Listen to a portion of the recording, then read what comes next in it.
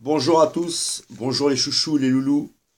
C'est la période de fête, on va entrer dans l'acte 6. Et on a vu avec Guillaume, pour ceux qui ont été voir sur la vidéo qui est sur cette chaîne, sur Guillaume, qui a monté une petite équipe pour faire des recherches sur les chiffres, que le 6 c'est la fécondation. Donc j'essaye de féconder l'idée d'aller distribuer lors de l'acte 6 la liste des morts dans la rue, qui atteint en moyenne 500 personnes tous les ans. Je répète que cette liste, elle est incomplète tous les ans.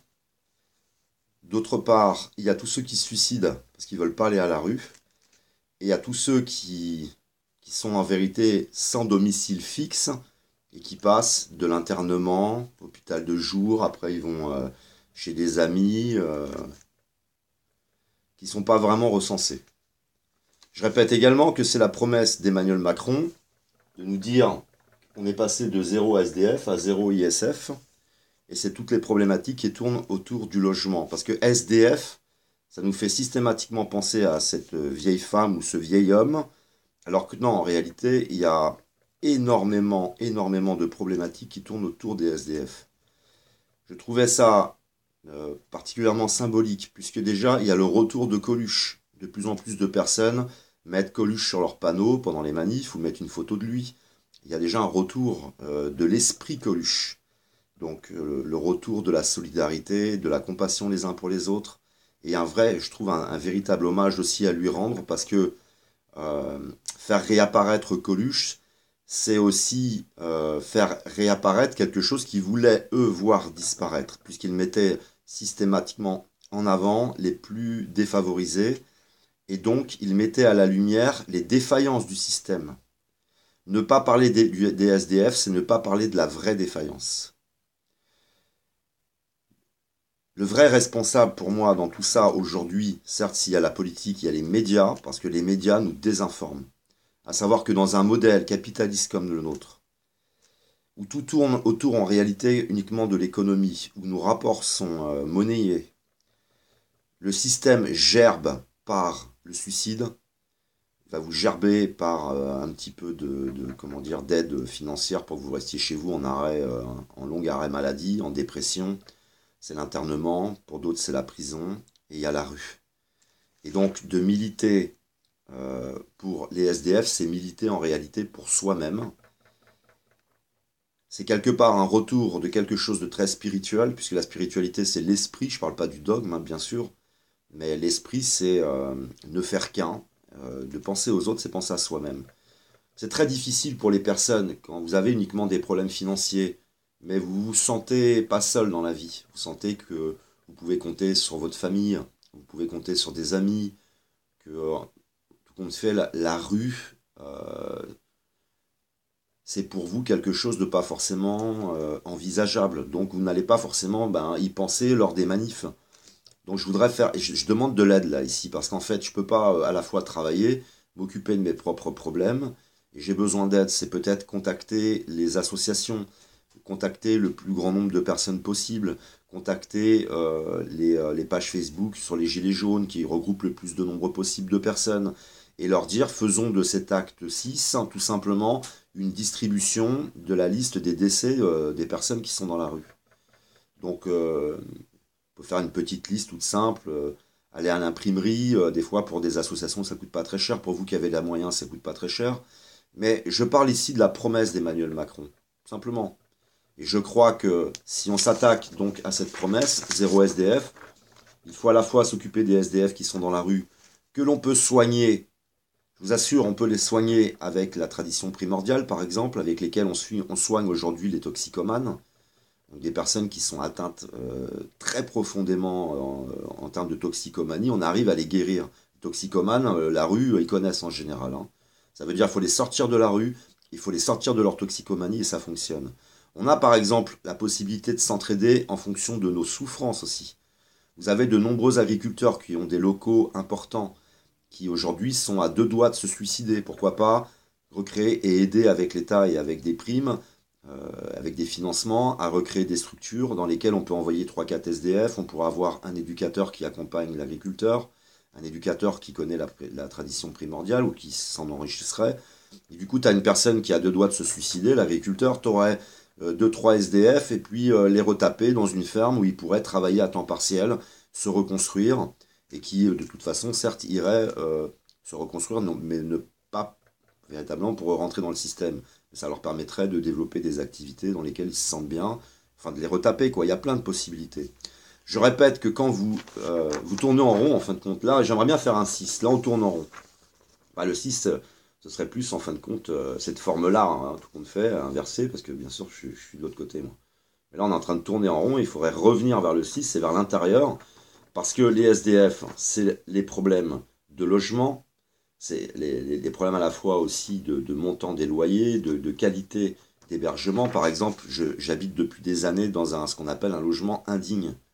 Quand tu es dans un logement indigne, là, comme par exemple, là, il fait froid chez moi, hein, si tu atteins 14 degrés avec un radiateur électrique à fond, c'est bien. Bah, ça, c'est des milliers de personnes qui vivent ça.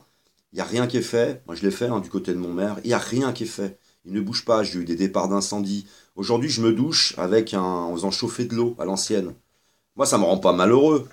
Mais parce que je le subis pas. Parce que j'ai décidé de mettre comment dire, de l'attention dans d'autres choses dans ma vie que ces choses-là. Mais il y a des personnes qui le subissent, ils ont des enfants. Il y a des personnes qui décèdent dans les logements indignes. Par exemple, ma chaudière n'est pas aux normes. Si je la mets en route, je risque, en fin de compte, une intoxication par le gaz. Elle est bourrée de défauts, cette chaudière. Donc, par exemple, je ne l'utilise pas. Mais il y a des problèmes électriques, il y a toutes sortes de choses. Donc, il y a le logement. Vous avez le travail, c'est s'inquiéter pour les SDF, c'est faire de la prévention. Donc, c'est aussi le travail. Je l'ai expliqué. Free qui va faire des centaines de licenciements abusifs en utilisant la loi contre les salariés et en les virant pour faute lourde alors que c'était pas vrai. Donc ça veut dire aussi la protection qui tourne autour de la loi. Aujourd'hui, tout ça est en train de se dégrader. C'est votre contrat de travail, c'est le niveau de salaire. Vous avez donc toutes les problématiques hein, qui tournent autour des SDF. Ce sont des problématiques qui nous concernent tous. Et qui, au lieu de vous occuper par exemple que des taxes, les taxes peuvent t'envoyer certes à la rue. Tu as les problèmes de santé, l'accès à la santé. Ou par exemple, vous avez votre santé mentale et physique. Ça coûte très cher la santé mentale, par exemple. Hein. Il y a beaucoup de choses au niveau de la santé physique qui se coûtent cher aussi, mais au niveau mental, si vous vouliez l'aide d'un psychologue, c'est très compliqué. Les asiles aujourd'hui, les hôpitaux psychiatriques sont des gueules. Les médecins sont en burn-out, ils sont en arrêt, les infirmiers, je ne vous en parle même pas. Et là, il faut une véritable réaction pour arrêter ce système où il y a des gens qui vont être immensément riches et d'autres immensément pauvres, ou alors ça enrichit des personnes au niveau de la bourse.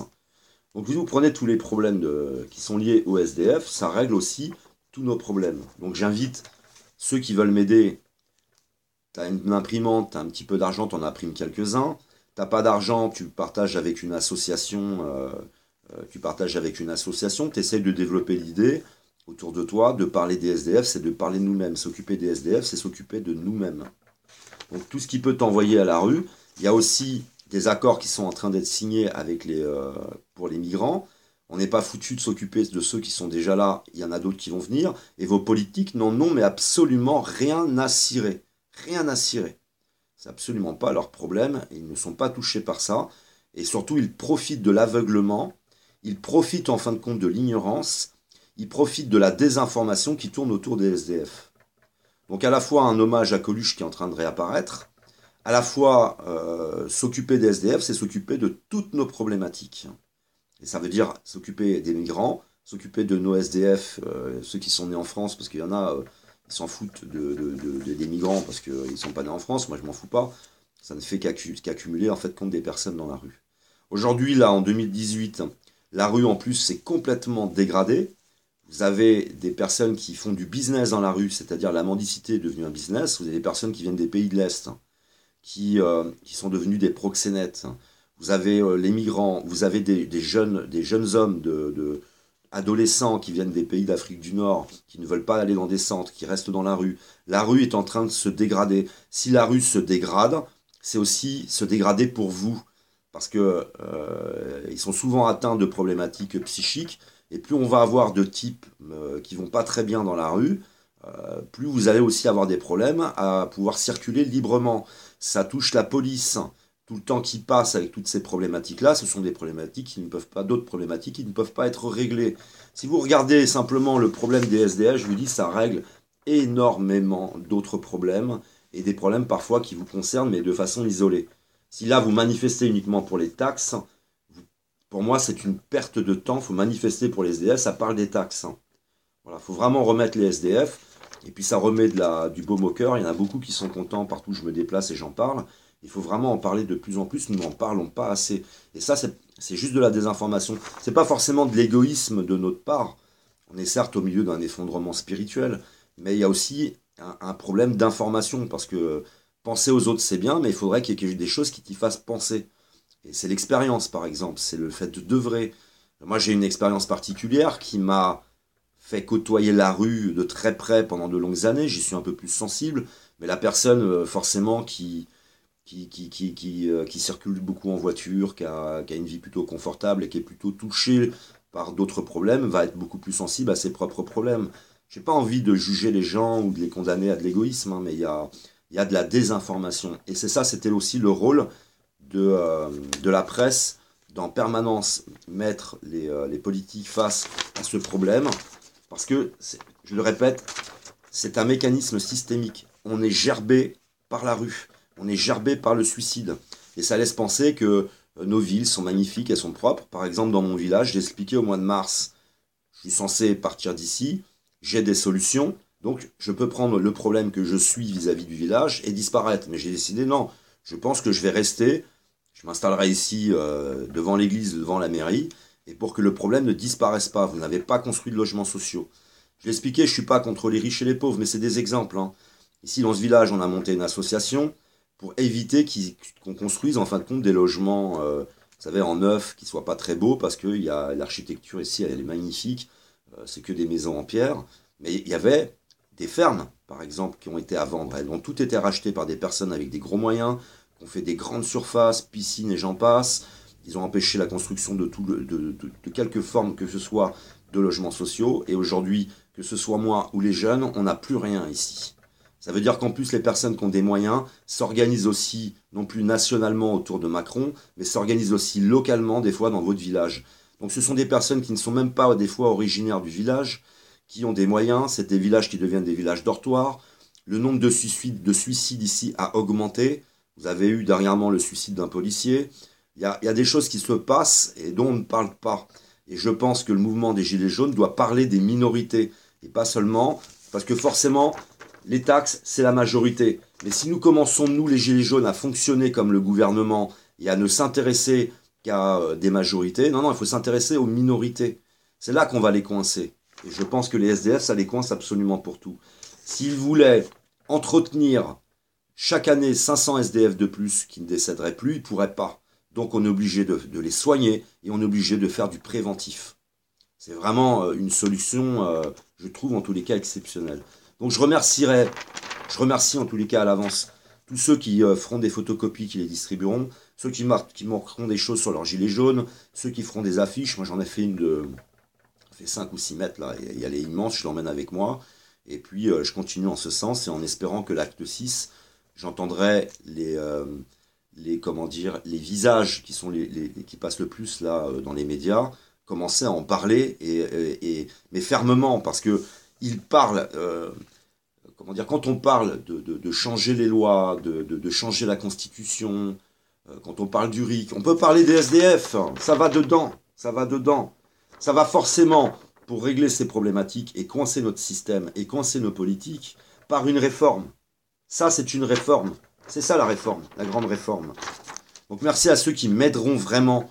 Allez juste là, sur 2-3 liens, déposez ma vidéo, ou déposez-vous un commentaire, ou faire vous-même votre vidéo, par quelque moyen que ce soit, à m'aider à essayer, en fin de compte, d'aller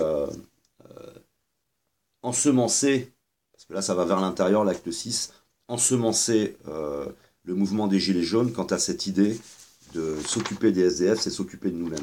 Je vous remercie de m'avoir écouté, je vous aime, que l'amour, l'art et l'autre soient avec vous.